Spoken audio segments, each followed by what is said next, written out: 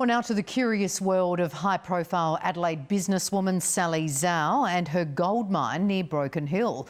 The New South Wales government has suspended mining operations, and Ausgold confirmed today its Good Friday mine has been inoperative since August last year. Hendrik Gout has more.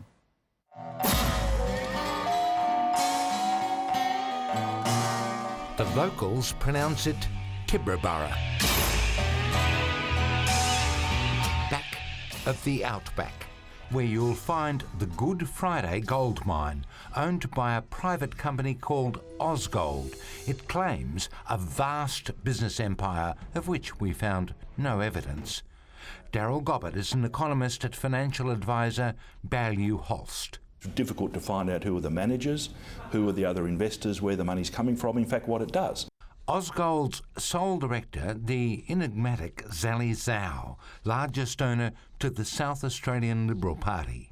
Sally Zhou launched the start of gold production at Good Friday over a year ago. A who's who of the Australian mining industry turned up at a ritzy Sydney harbourside function. The promise: solid gold ingots, 98% pure. Our investigation last year found the mine hadn't produced an ounce of gold. Former employee Peter Johnson. She's called a mining magnate. Now, to our knowledge, at the moment there are no operating mines in Australia that she owns. Now the New South Wales government regulator has cancelled Ausgold's licence. Here's the report. It lists pages of issues, including a score of dead kangaroos found trapped in a sediment dam which was built where it should not have been, other breaches of statutory conditions which constitute offences under the Act, and management not in the hands of a competent person. Ausgold says it has some financial difficulties because of changes to China's foreign exchange policies, making it more difficult to transfer money from China. Professor Clive Hamilton, Charles Sturt University. One would have to say that Sally Zhou's financial affairs are very opaque. It's very hard to know where her money comes from. There's nothing that would actually tell you about cash flows, where the money's coming from. Or where the money's going. Tibrabara locals like Mavis Jackson says the tiny township was expecting a jobs bonanza. There was a promise originally of, supporting the town and the locals and employing locals. As far as I'm aware, there's only one local person employed. According to the documents, staff have reported Ausgold owes significant amounts of money to businesses across the region. Failure to comply with the regulator's direction could lead to a maximum fine of $1.1 million and a further $110,000 for each day the offence continues. First to the mysterious Liberal Party benefactor and mining tycoon Sally Zhou. The high-profile but secretive Miss Zhou has frequent double-page newspaper ads promoting her business ventures, but now she's advertising for an au pair to care for her daughter. And as Hendrik Gout reports, it's a round-the-clock job and a possible life of luxury. What do Michael Jackson, Elton John, Kylie Minogue, Tom Cruise and John Travolta have in common? They've all cruised Sydney Harbour on the super yacht AQA, and so has 80-year-old Gloria Zhou. And it was just so extravagant. I just hadn't experienced anything like that, especially for an 8-year-old birthday party. Gloria, daughter to enigmatic Chinese-Australian Sally Zhou, the largest single donor to the SA Liberal Party. I remember over in Sydney we used to go to Chinatown, and over there you pick out a fish or a crab or a crayfish that you want that's in a tank, and they'll get it out and they'll cook it and bring it to your table, and that would cost hundreds of dollars. It would be nothing for her to spend $1,000 at a restaurant just on one night. Jenny Brown worked with Sally Zhou and was given a special task. It was Gloria's 8th birthday. So Sally asked me if I could organise some children to fly to Sydney to attend Gloria's birthday party on this yacht. And I said to Sally, as far as bringing 20 or 30 kids over, I can't do that. And she said, I pay for everything. only 8 years old, Australian-Chinese Gloria Zhou is a rising star with an angel's heart on a mission to promote peace and goodwill throughout the world. In this slick video, Gloria is the star at a huge Sydney function, showing the youngster with politicians most ordinary children never meet, like then Foreign Minister Julie Bishop. There will be a new generation of young Australians and young Chinese. The video portrays Gloria as a young Australian ambassador to China.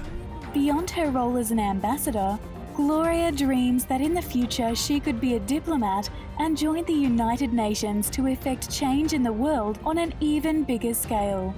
United Nations is a group that you can help each other, and I love helping each other. Sally even took out a full-page national newspaper ad to wish her daughter happy birthday, but that wasn't enough. Sally also booked the luxury Sydney Harbour cruise for the 8-year-old. So as it was, my grandchildren, which I've got 4, flew over from Adelaide with their parents, and she put us all up in the Holiday Inn, which was just in Chinatown. Then it was off to the yacht where reality TV stars made their appearance. So it was laid on really thick. It was no expenses was spared at all. Also on this boat there was a film crew and they were filming this, and I just remember thinking back then, this is an 8-year-old's birthday party. And if you like this lifestyle, there may be a job for you. So then she asked me if I could organise a nanny for the girls to live in Adelaide and go to St Peter's Girls College. She had trouble finding a nanny, a suitable nanny, because it's a big ask of someone to move in and 24/7 look after your children. Sally has just advertised for a nanny, well, a personal assistant on seek.com. You'll need to be kind-hearted, well-spoken, responsible and caring. You'd live in, probably in something like this, and work 7 days a week. Meanwhile, SA's largest cherry grower, Torrens Valley Orchards, is suing Sally's Food company in the Supreme Court over $400,000 worth of cherries, which the orchard says Food Alliance bought last year. 32 tonnes of fruit. The grower says he still hasn't been paid. Food is fighting the claim. It's not the first time one of Sally's companies has defended a lawsuit for unpaid monies, as Gloria fronts a mining conference sponsored by another Zhou company, Ozgold. She always insisted that Gloria, her daughter, open the symposium. Unheard of. You know, this is supposed to be a significant meeting and get-together for mining people, important people in the mining game, and she's got a daughter opening the symposium. And we will fly to the happy future.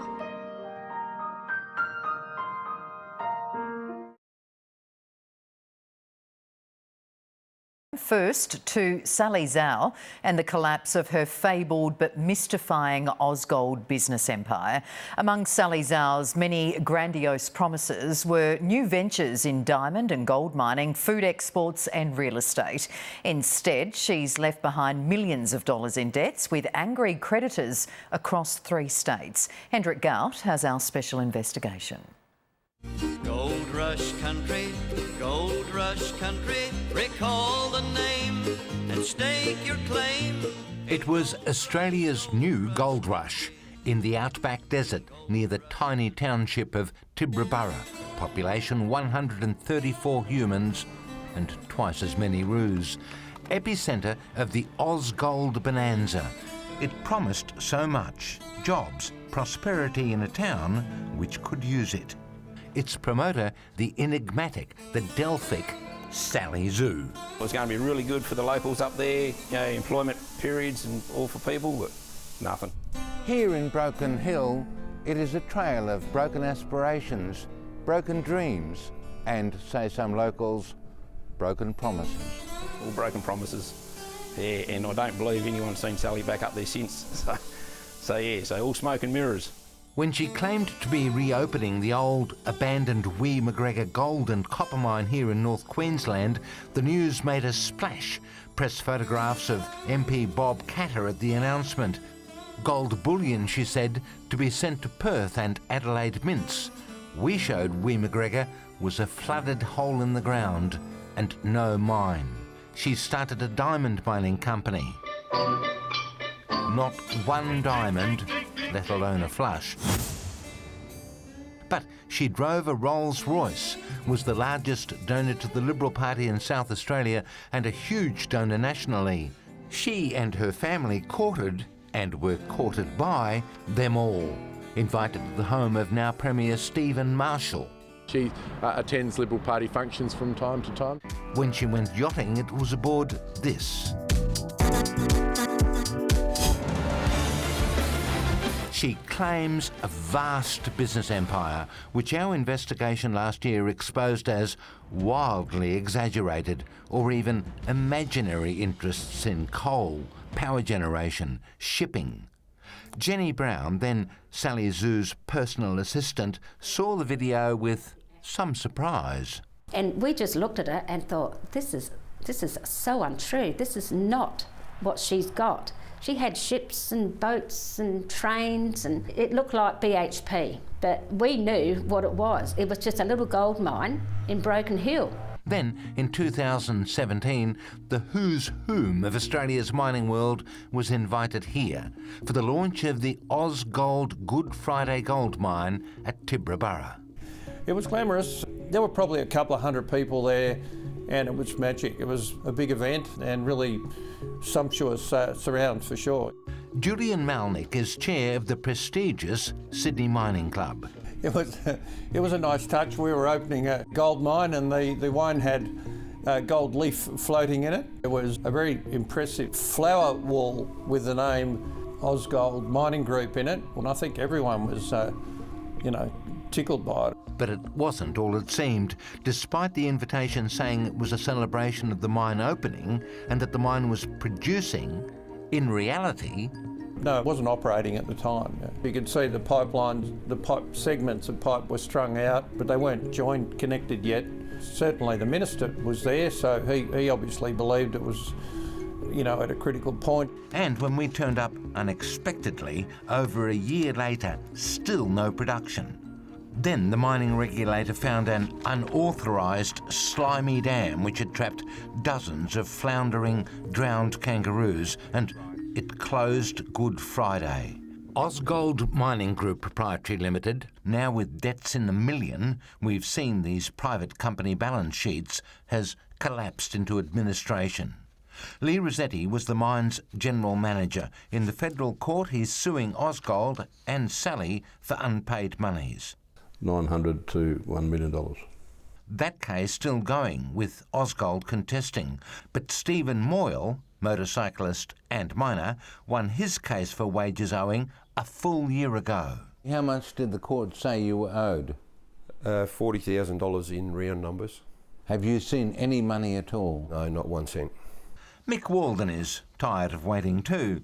He supplies the mining industry, but he was an Ausgold miner who also sued for unpaid wages and won. You got there around $40,000 in that order? That's correct. And that judgment was made last year? Yes. And you have not yet seen a cent? No. Even though the court said she had to pay? Yep, that's right. Not $1 has come across my table. The office is closed. The packers are moving in. And if you're wanting to buy a little non-working gold mine, Good Friday is now up for sale.